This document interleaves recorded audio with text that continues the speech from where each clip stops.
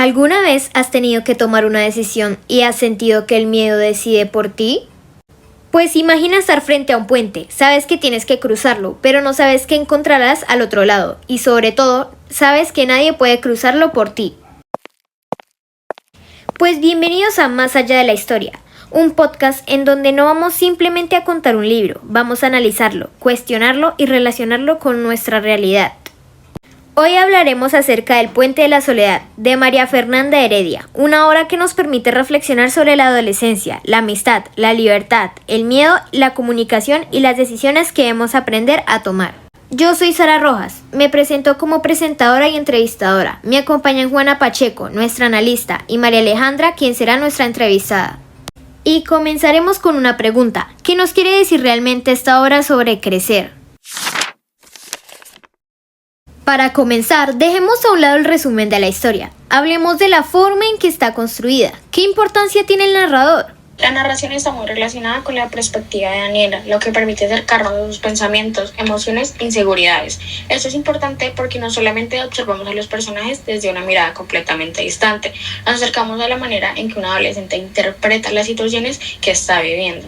Por esto, el narrador ayuda a transmitir una visión del mundo marcada por las dudas, los conflictos y el deseo de encontrar independencia. Entonces, ¿podemos decir que la forma de narrar nos ayuda a comprender mejor la experiencia adolescente?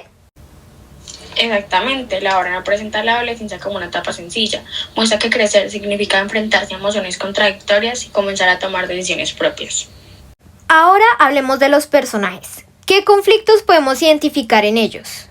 Uno de los contrastes más interesantes aparece entre Daniela y Paula. Daniela representa una personalidad más insegura y reflexiva, mientras que Paula demuestra mayor atrevimiento y deseo de experimentar. Pero la obra nos muestra que ninguna de las dos posiciones es completamente perfecta. Sí, Paula parece tener mucha seguridad, pero algunas de sus decisiones también son impulsivas. Daniela, en cambio, tiene más miedo. Por ese miedo la lleva a pensar antes de actuar. Creo que ahí es donde aparece una idea muy importante. Parecer fuerte no significa necesariamente sentirse fuerte. Y también está Nando. Nando funciona como un contraste frente a algunas de las decisiones impulsivas del grupo y representa una actitud más responsable. Además, los personajes adultos también son importantes. Por ejemplo, el profesor Guerra, que representa una autoridad basada en el miedo y la intimidación, mientras que otros adultos muestran formas diferentes de relacionarse con los jóvenes. Esto permite cuestionar cómo se ejerce la autoridad dentro del colegio. Y justamente aquí encontramos una conexión muy clara con nuestra realidad. ¿Qué situaciones de la obra todavía podemos encontrar en los colegios? Podemos encontrar problemas como la falta de comunicación, la presión de los compañeros, el miedo a expresar lo que pensemos y las relaciones de poder entre estudiantes y profesores. También podemos relacionarlo con situaciones en las que un estudiante siente que no puede hablar porque teme ser juzgado o castigado. Exactamente, la obra nos hace pensar en qué significa realmente ser una figura de autoridad. Un profesor puede conseguir respeto mediante la confianza o mediante el miedo, y esas dos formas producen consecuencias completamente distintas. También aparece el conflicto entre padres e hijos. Los adultos quieren proteger a los adolescentes, pero a veces esa protección puede convertirse en un control. Y aquí aparece una pregunta que sigue siendo actual. ¿Cómo pueden los adultos acompañar a los adolescentes sin decir absolutamente todo por ellos? Espero que hayan ya pensado acerca de una respuesta. Hablemos ahora de las emociones. ¿Cuáles son las más importantes? Miedo, inseguridad, preocupación, amistad, necesidad de independencia y también el deseo de sentirse comprendido.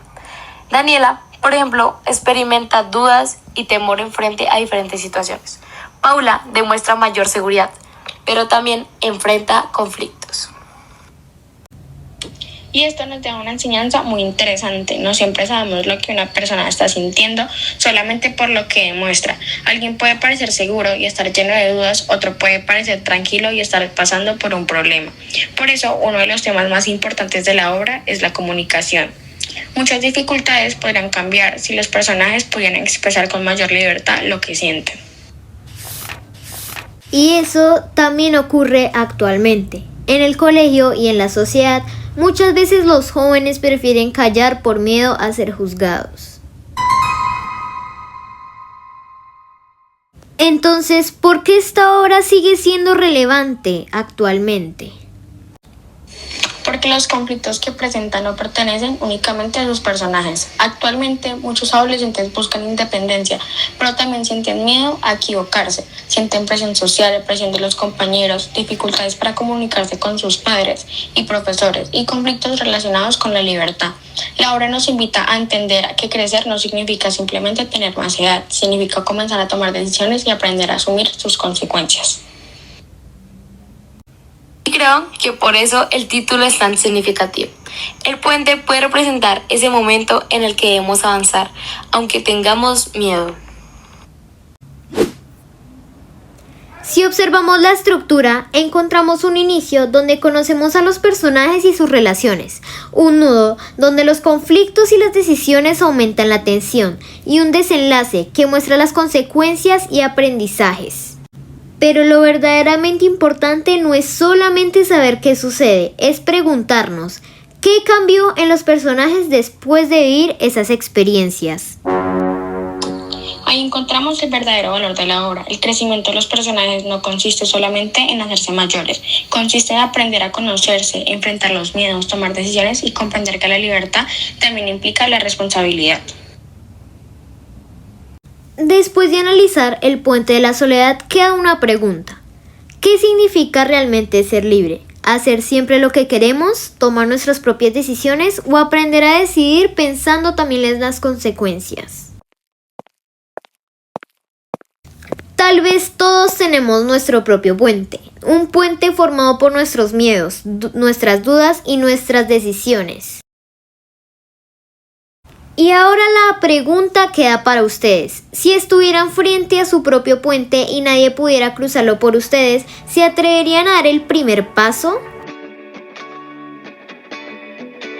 Gracias por escuchar Más allá de la historia. Esperamos que este análisis les haya permitido ver el puente de la soledad no solamente como una historia, sino como una reflexión sobre lo que significa crecer, elegir y aprender a enfrentarnos a nuestros propios miedos.